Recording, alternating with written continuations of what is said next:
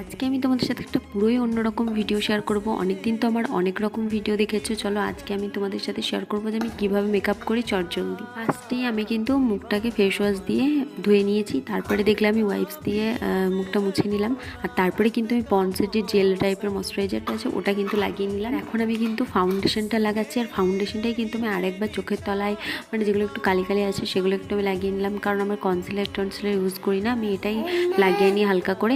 তারপর আমি একটু চুটকি সাজার জন্য ব্লাশটা লাগিয়ে নিয়েছি, আর দেখো আর ব্লাশটা লাগানোর পরে কিন্তু আমি দেখো আইল্যান্ডারটা লাগিয়েছি। আইল্যান্ডারটা কিন্তু ল্যাকমির, তো আমি হালকা টাইপেরই মেকআপ করি, খুব বেশি ডিপ মেকআপ পছন্দ করি না। তো এই দুটোর মধ্যে আমি ভাবছি কোন লিপস্টিকটা লাগাবো, তারপর ভাবলাম যে হালকাটাই লাগিয়ে নিই, দেখি কেমন লাগে, না লাগলে আমি ডিপটা লাগিয়ে নেবো। আর এখন আমি এই শাড়িটা পরে আসবো, তো চলো শাড়িটা পরে কেমন লাগছে তোমরা কিন্তু কমেন্টে জানাবে, আর আমিও চলো রেডি হয়ে আসি। শাড়িটারই পরে আমি দেখছিলাম যে আমাকে ওই লিপস্টিকটাই ঠিক ভালো লাগছিল না, তো সেজন্য আমি কিন্তু ডিপ লিপস্টিকটা আমি পরে নিয়েছি।